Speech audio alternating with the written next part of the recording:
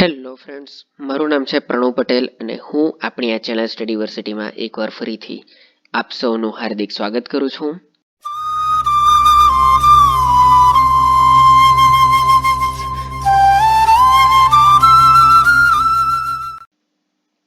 તો રાષ્ટ્રપતિ વિશે આપણે કરી રહેલા હતા. આપણે રાષ્ટ્રપતિની ચૂંટણી જોઈ ગયા.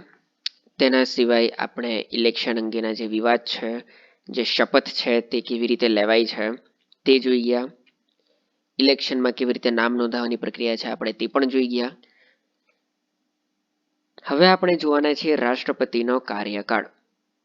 તો રાષ્ટ્રપતિનો કાર્યકાળ વિશે આપણને બંધારણમાં ઉલ્લેખ છે તે છે આર્ટિકલ 56, આર્ટિકલ 56 લખતા જજો. આર્ટિકલ 56 તેની અંદર રાષ્ટ્રપતિના કાર્યકાળ વિશે જણાવવામાં આવેલું છે. કઈ કઈ વસ્તુ? સૌથી પહેલી વસ્તુ, રાષ્ટ્રપતિનો કાર્યકાળ છે 5 વર્ષનો. કેટલા વર્ષનો? 5 વર્ષનો. 5 વર્ષની કાર્યકાળની શરૂઆત ક્યાંથી થશે? તો ક્યારથી થશે? The date of entering the office.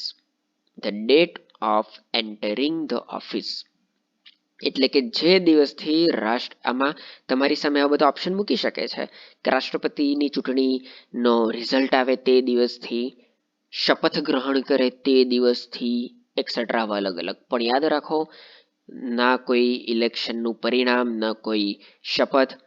જે દિવસે રાષ્ટ્રપતિ પોતાની ઓફિસમાં પગ મૂકશે તે જ દિવસથી તેનો કાર્યકાળ શરૂ થશે.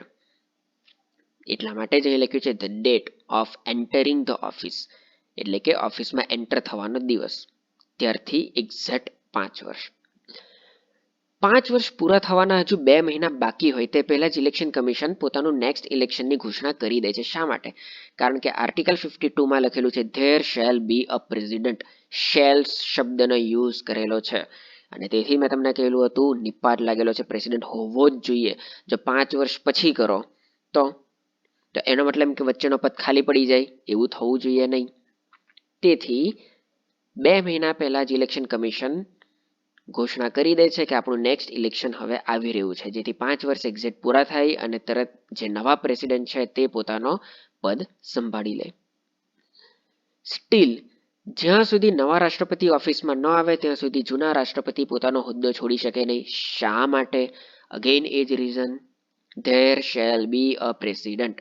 રાષ્ટ્રપતિની ઓફિસ ક્યારેય પણ રાષ્ટ્રપતિ વગર હોવી જોઈએ નહીં. તે ક્યારેય પણ ખાલી હોવી જોઈએ નહીં. જૂની કહાવત હતી ને કે લાઈક શાદીशुदा औरत की मांग कभी खाली नहीं होनी, कभी सुनी नहीं होनी चाहिए, वो हमेशा भरी रहनी चाहिए. આ ટાઈપની કંઈક એવી જ આ વસ્તુ છે કે રાષ્ટ્રપતિની ઓફિસ ક્યારે પણ રાષ્ટ્રપતિ વગર નહીં હોવી જોઈએ, તેની અંદર રાષ્ટ્રપતિ હોવો જોઈએ.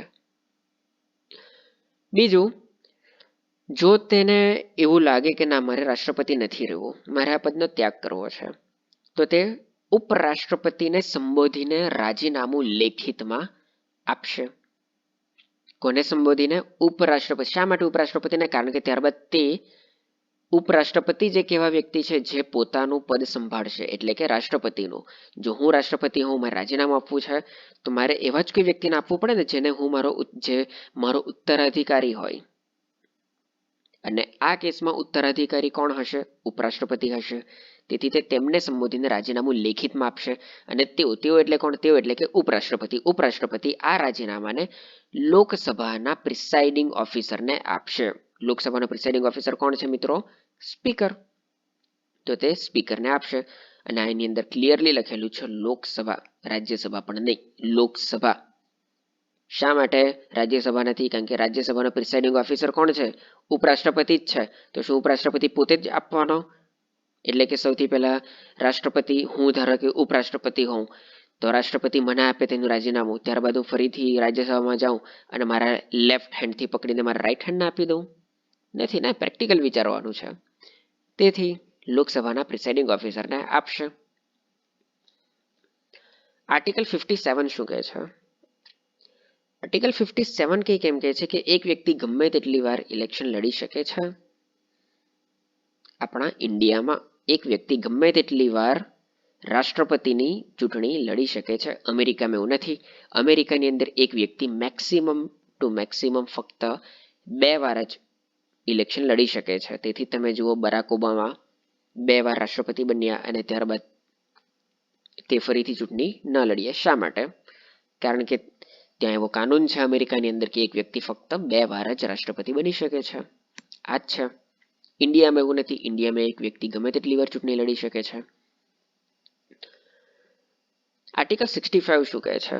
જો કોઈ પણ કારણોસર હોદ્દો ખાલી પડે, એટલે કે માની લો કે રાજીનામું આપી દીધું, રાજીનામું ન આપ્યું, માની લો કે અનફોર્ચ્યુનેટલી રાષ્ટ્રપતિ ની મૃત્યુ થઈ ગઈ, અથવા બની શકે કે તે એવા ઘણા બીમાર પડી ગયા, તેમને હોસ્પિટલાઇઝ કરવામાં આવ્યા, કોઈ એવી સર્જરી મોટી થવાની હોય કે જેથી તે ઘણા મહિના, એવા 6 મહિના, 7 મહિના અથવા 5 મહિના, આવા લાંબો સમય સુધી પોતાનો હોદ્દો સંભાળી શકે એવી હાલતમાં નહીં હોય, તેવા સમયે તેમણે પોતાનું પદ છોડવું પડે.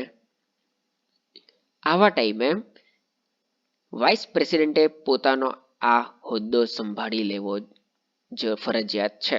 પણ જે દિવસથી વાઇસ પ્રેસિડેન્ટ એ રાષ્ટ્રપતિના ઓફિસમાં પગ મૂકે, વાઇસ પ્રેસિડેન્ટ રાષ્ટ્રપતિની ઓફિસમાં પોતાના પગ મૂકે, એ જ દિવસથી લઈને કાઉન્ટડાઉન ચાલુ થઈ જાય છે. ક્યાં સુધી? 6 મહિનાનું. એટલે કે જેવો પગ મૂક્યો તેના 6 મહિનાની અંદર નેક્સ્ટ પ્રેસિડેન્ટ માટેની ચૂંટણી કરાવવાની જવાબદારી આવે છે વાઇસ પ્રેસિડેન્ટની, કે તેમણે આ ચૂંટણી કરાવવી ફરજિયાત છે, કમ્પલસરી છે, ફરજિયાત, નહીં તો એક્શન લઈ શકાય છે. પણ ઉપરાષ્ટ્રપતિ પણ ન હોય તો?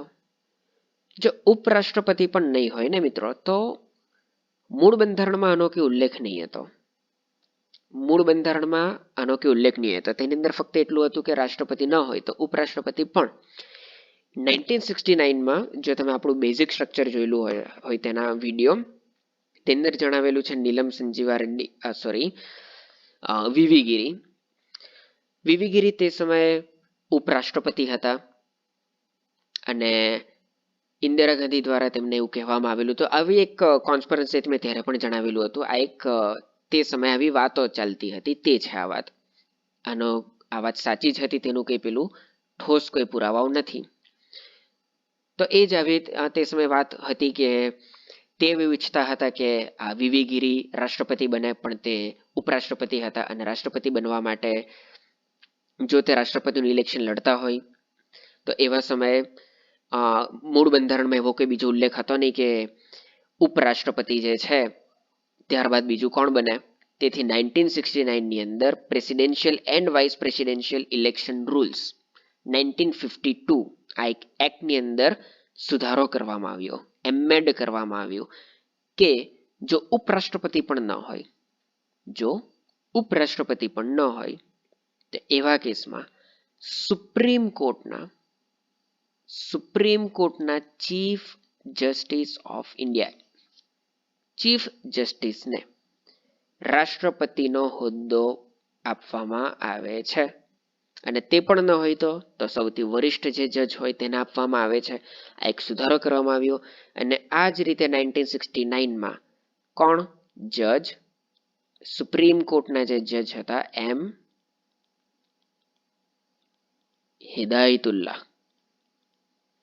હિદાયતુલ્લાહ હતા, જે તે સમયના જે ચીફ જસ્ટિસ ઓફ ઇન્ડિયા હતા, તેમને રાષ્ટ્રપતિ બનાવવામાં આવ્યા હતા. તો આ જે વસ્તુ છે તે કોઈ આર્ટિકલમાં નથી લખવામાં આવ્યું.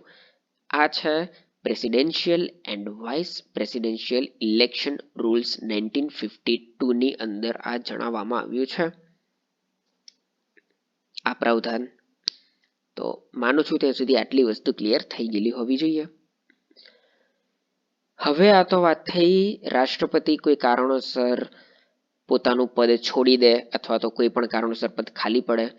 હવે વાત છે કે જો આપણે રાષ્ટ્રપતિને તે પદ પર નથી રાખવા તો આપણે ઈચ્છીએ છીએ કે કોઈ આ એક XYZ વ્યક્તિ છે, માની લો કે હાલમાં છે રામનાથ કોવિંદ સર, અને હું છું કોઈ પણ ગૃહના સદસ્ય અથવા તો કોઈ પાર્ટી, અમે નથી ઈચ્છતા કે રામનાથ કોવિંદ સર હવેથી રાષ્ટ્રપતિ બન્યા રહે, એના માટે શું કરવું? સર, તમે વિડીયોને લાંબુ ખેંચવા માટે કેટલું કરવાના? ભાઈ, કેમ મેં શું કરી નાખ્યું? તમે આટલું લાંબુ બોલી ગયા, એના કરતાં ડાયરેક્ટ બોલી દેવું જોઈતું હતું કે તેને હટાવવા માટેની પ્રક્રિયા. ના મિત્રો, એવું નથી. આનો તમારો સવાલ થોડોક વેલિડ હતો, પણ હું તમને આનો એક જ જવાબ આપીશ. બાકીનું વાક્ય તમારે રિપીટ કરવાનું છે. થર્ડ લો ઓફ પોલિટી શું છે? બોલો. તમે વિડીયો જોતા હો તો બોલો મોટેથી કે બંધારણમાં સમાનાર્થીને સ્થાન નથી. There's no synonyms in polity. પોલિટીમાં સિનોનમ્સ એટલે કે સમાનાર્થીને સ્થાન નથી. હટાવવું એનો મતલબ થાય રિમૂવ કરવા. રાષ્ટ્રપતિ માટે આપણે રિમૂવ શબ્દ વાપરી શકતા નથી. શા માટે? ભાઈ, રાષ્ટ્રપતિ છે. રાષ્ટ્રપતિ કોઈ રસ્તા વચ્ચે ચાલતો કોઈ બેવડો કે દારૂડિયો નથી કે જેને આપણે હટાવી દઈએ કે ભાઈ રાષ્ટ્રપતિને હટાવવા છે, અમે તેને હટાવી દીધો. ના, રાષ્ટ્રપતિ માટે ના તમે ના હું કોઈ પણ વ્યક્તિ આવા રિમૂવલ કે હટાવવા છે આવા શબ્દનો પ્રયોગ કરી શકે નહીં. તેથી જ કહું છું, રાષ્ટ્રપતિની કોઈ પણ રિમૂવલ પ્રોસેસ નથી, પણ તેમના માટે આપણે શું કહીએ છીએ? તેમને આપણે કહીએ છીએ ઇમ્પીચ કરવા. જુઓ, તેથી જ કહેવામાં આવે છે મહાભિયોગ પ્રક્રિયા, જે આર્ટિકલ 61માં લખેલી છે. જુઓ શું છે? ઇમ્પીચમેન્ટ ઓફ ધ પ્રેસિડન્ટ. જેથી મારે જેમ બોલવું હોય ને તો હું કે એમ નહીં બોલી શકું કે મારે રાષ્ટ્રપતિને હટાવવાની પ્રક્રિયા ચાલી રહી છે. ના, અગેન કહું છું, રાષ્ટ્રપતિ કોઈ જેવું તેવું વ્યક્તિ નથી. આ ટોટલી રાષ્ટ્રપતિની ઇન્સલ્ટ કરેલી કહેવાશે. મારે બોલવું જોઈએ કે રાષ્ટ્રપતિને મારે ઇમ્પીચ કરવા છે. શું? મારે રાષ્ટ્રપતિને ઇમ્પીચ કરવા છે. પ્રક્રિયાને રિમૂવલ પ્રોસેસ નહીં કહેવાશે, તેને રિમૂવલ પ્રક્રિયા નહીં કહેવાશે, તેને કહેવાશે impeachment process. Impeachment of the president.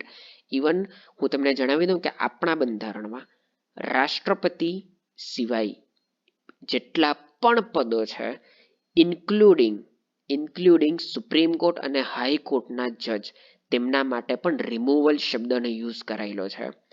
મહાભિયોગ પ્રક્રિયાનો જે આ શબ્દ જે છે મહાભિયોગ, ઇમ્પીચમેન્ટ, આ ફક્ત અને ફક્ત રાષ્ટ્રપતિ માટે જ અપનાવાય છે.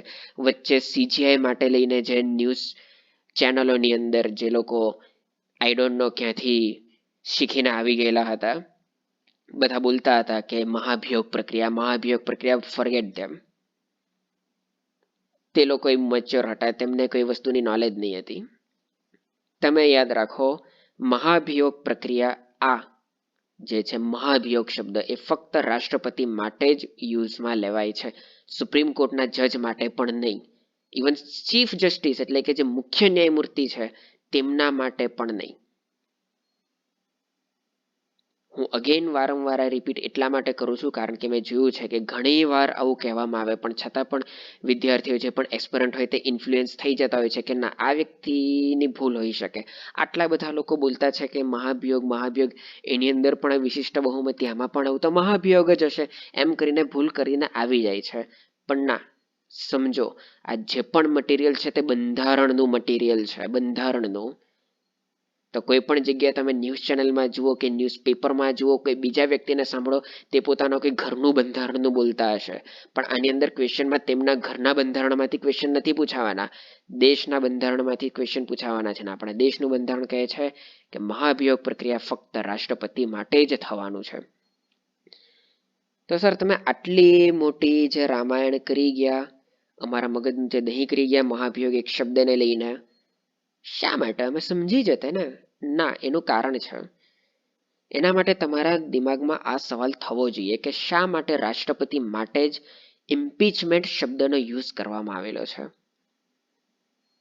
તો એના માટે તમારે સૌથી પહેલા એ સમજવાની જરૂર છે કે શા માટે રાષ્ટ્રપતિની શપથમાં એવું જણાવવામાં આવેલું હતું કે I preserve, protect and defend the constitution and the લો.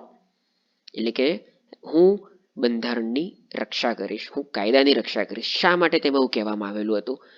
તો આના માટે ક્વોટ છે, આંબેડકરનું વિધાન હતું, I just want a main with huge character. અને આમાં હ્યુજ કેરેક્ટરનો ઘણા બધા મતલબ થાય છે. આ કેસની અંદર આપણે વાત કરીએ તો તે છે ઓનેસ્ટી, એટલે કે ઈમાનદારી. શું કહે છે આંબેડકર? આંબેડકર સર એમ કહે છે કે I just want a main with huge character. For example તમે જુઓ કે તમે ઘણા બધા ઘરમાં તમે જોતા હો છો કે કોઈના ઘરે મેરેજ હોય એવું, તો ઇવન મેરેજની અંદર માની લો કે મારા ઘરમાં કોઈના મેરેજ હોય, મારા છોકરાના કે મારી છોકરીના કોઈ મેરેજ હોય એવું, તો હું જે મેઇન મારા બેડરૂમની અંદર જેની અંદર મેં બધા ઘરેણાં મૂકેલા હોય, લોકર હોય, તેની ચાવી બની શકે કે હું મારા સગા ભાઈને કે હું મારી વાઈફના સગા ભાઈને એટલે કે મારા સાળા હોય, કોઈ પણ વ્યક્તિ એવા કોઈ બ્લડ રિલેટિવને નથી આપતો, પણ બની શકે ઘણા કેસમાં એની અંદર હું કે બીજા મારા ફ્રેન્ડને આપી દઉં એ ચાવી કે ના તું સાચવ. અથવા તો કોઈ વર્ષોથી કોઈ મારો નોકર હોય જેના પર મને પૂરેપૂરો ભરોસો હોય. મિર્ઝાપુર તમે જોયું હોય તો તમને ખ્યાલ હોય, મકબૂલ. દરેકની ફેમિલીમાં કોઈ આવું હોઈ શકે જેમને તેની ઉપર સૌથી વધારે ભરોસો હોય, તો શા માટે આપણે તેને ચાવી આપીએ? કેમ? શા માટે? અથવા એવું પણ બની શકે, જુઓ તમે ઘણી બધી ફેમિલી અંદર તમે જુઓ ઘણા એવા કેસ બનતા હોય જેની અંદર સંતાનો પોતાને દરેક વાત બની શકે પોતાના પેરેન્ટ્સને શેર નહીં કરતા હોય, કોઈ બીજા વ્યક્તિને શેર કરતા હોય. શા માટે? બની શકે કે તેમને એવું ડર લાગતો હોય કે ના મારા પેરેન્ટ્સ કે તો મારા ભાઈ બહેન મારી આ વાતને નહીં સમજી શકે. તો કોણ? આ વ્યક્તિ સમજી શકે, તેથી તે એમને બધી વાત શેર કરે છે. શા માટે? કારણ કે દરેક વસ્તુ માટે કોઈક એવું કેરેક્ટર હોય છે કે જેના માટે તે પરફેક્ટ હોય છે. બરાબર ને? તમારો એ જ કહેવાનો મતલબ છે કે આપણો દેશ શેના પર ટકેલું છે? સૌથી ઇમ્પોર્ટન્ટ પિલર કઈ છે? જો તેને તોડી નાખવામાં આવે તો આખો દેશ જ પડી ભાંગે. કયો છે તે પિલર? તે પિલર છે આ બંધારણ. અને કોઈ એક વ્યક્તિને આપણે બંધારણ જે આટલી અમૂલ્ય પ્રીશિયસ જે આપણી પૂંજી છે તે આપવા જઈ રહ્યા છે, તો એ વ્યક્તિનું હ્યુજ કેરેક્ટર હોવું જોઈએ, ટોટલી ઈમાનદાર હોવું જોઈએ, પરફેક્ટ પ્યોર હાર્ટ વાળું એ વ્યક્તિ હોવું જોઈએ. અને તેથી જ આની અંદર કોઈ પણ પ્રકારનું એવું કોઈ નથી મૂકવામાં આવ્યું કે તે શું કહેવાય આટલી એની પાસે ડિગ્રીઓ હોવી જોઈએ, આટલું ભણેલો ગણેલો હોવો જોઈએ. આવું ના બની શકે ને. કે જેમ મેં તમને જણાવ્યું તેમ કે એવું કોણે એવું કઈ જગ્યાએ લખેલું છે કે કોઈ એક વ્યક્તિ જે અભણ હોય તેનું કેરેક્ટર તે ઈમાનદાર ન હોય?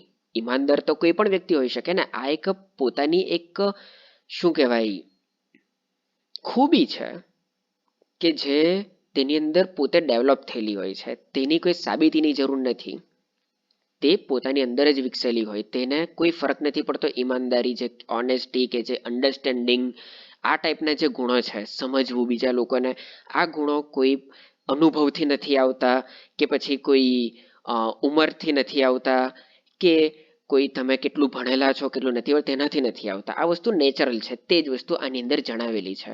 અને તેથી જ આંબેડકરે તેની અંદર કોઈ પણ પ્રકારનું આવું કંઈ મૂક્યું નથી. મને ફરક નથી પડતો તમારો શું બેકગ્રાઉન્ડ છે, કંઈ પણ હોય, પણ તમારું કેરેક્ટર હોવું જોઈએ કે જેથી તમે બંધારણને સાચવી શકો. અને તેથી જ જો તમને હટાવવા હોય, જો તમને ઇમ્પીચ કરવા હોય, હટાવવા નહીં, જો તેમને ઇમ્પીચ કરવા હોય તો તેમની ઉપર એક જ આરોપ લગાવવો જોઈએ, એના સિવાય બીજો કોઈ નહીં, અને તે છે બંધારણનો ભંગ. તમે એમ પણ નહીં કહી શકો કે ના રાષ્ટ્રપતિની માનસિક સ્થિતિ બરાબર નથી, ના રાષ્ટ્રપતિ આ ખોટું બોલે છે, ના રાષ્ટ્રપતિ આવું કરે છે.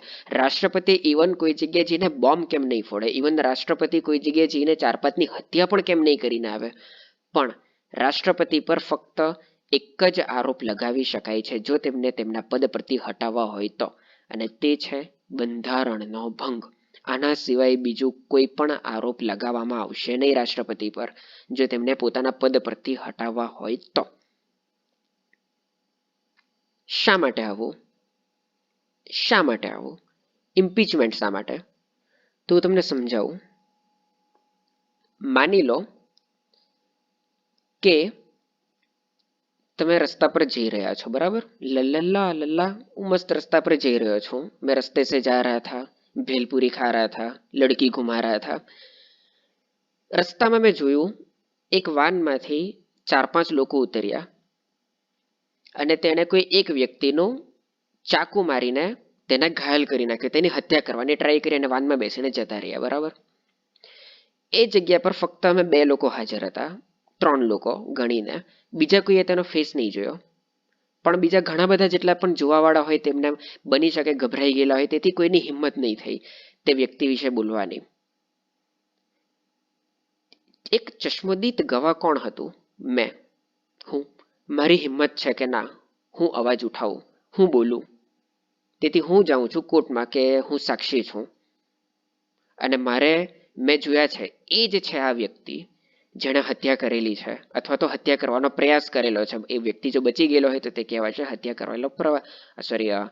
કરવાનો પ્રયાસ કરેલો છે. એવા કેસમાં શું થશે? એવા કેસમાં કોઈ પણ એવા પ્રૂફ તો છે નહીં ને. કોઈ ક્રિમિનલ જે પણ વકીલ હોય, જે બચાવ પક્ષ હોય, જે આરોપીનો વકીલ હોય, તેની પાસે એક સાક્ષી છે. હું છું એ સાક્ષી. મેં જોયું છે કે એનું ખૂન થતા, અને હું કહું છું કે ના આ જે વ્યક્તિ છે, તે વકીલ શું કરશે? તે વકીલ શું કરશે કે મારું જૂનો કચ્ચા ચિઠ્ઠા કાઢશે, મારું ભૂતકાળ, કે જુઓ આ વ્યક્તિ તો આગળ જ્યારે એણે 5 વર્ષ પહેલા તેણે તેની કોલેજ કમ્પ્લીટ કરેલી હતી, તે સમયે તે 1-2 વાર ચીટ કરતા પકડાઈ ગયેલો હતો, અને ત્યારબાદ તેને 1-2 વર્ષ માટે ડિટેઇન કરવામાં આવેલો હતો.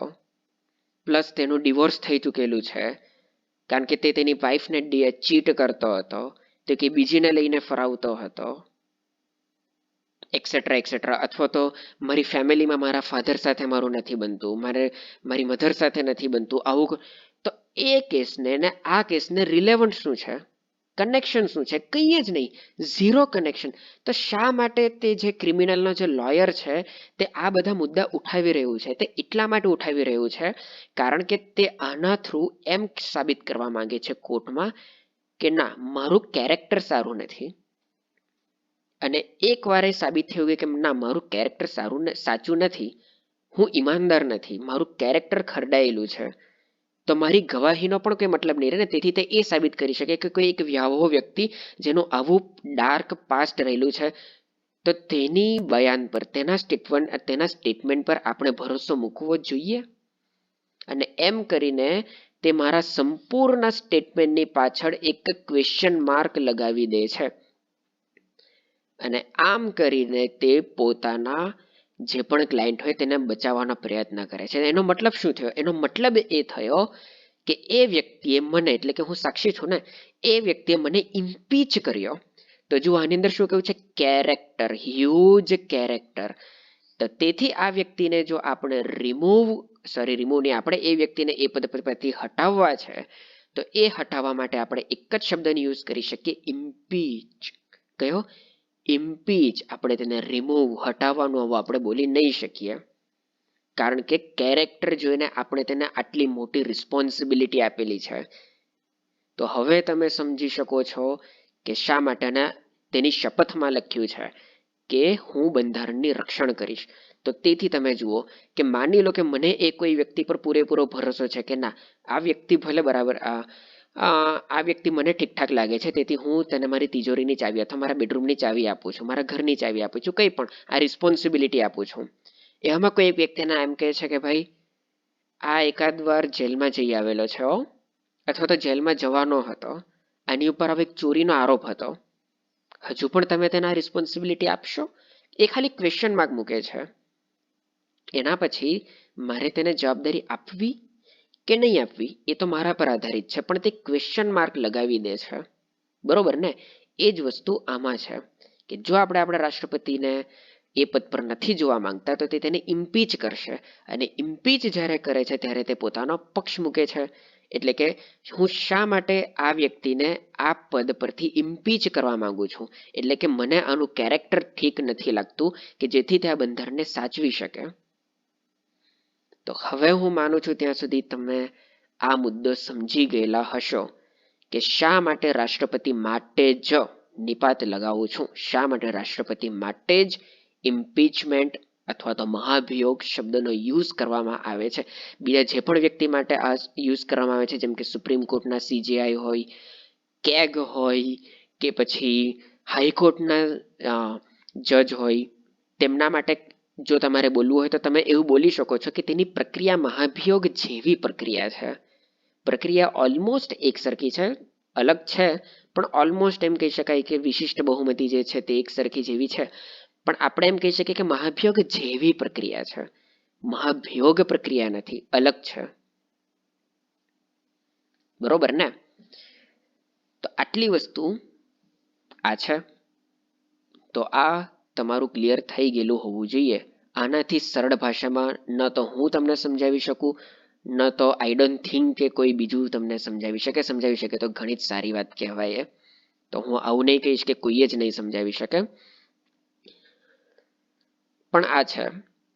તો હવે જો તમારો કોઈ પણ સવાલ હોય તો તમે તેને કોમેન્ટમાં પૂછી શકો છો, અને આ વસ્તુ દિમાગમાં સેટ કરીને બેસાડી દો. તો હવે મહાભિયોગ પ્રક્રિયામાં થશે શું, તો તેની ચર્ચા કરીશું આપણે આપણા નેક્સ્ટ લેક્ચરમાં. સંપૂર્ણ મહાભિયોગ પ્રક્રિયા એકદમ ડિટેલમાં સમજીશું. તો બન્યા રહેજો. જો તમને વિડીયો પસંદ આવેલો હોય તો લાઇક શેર કરવાનું ભૂલતા નહીં, અને ચેનલને સબસ્ક્રાઇબ કરવાનું ભૂલતા નહીં. તો stay safe, keep learning. Thank you very much and જય હિન્દ.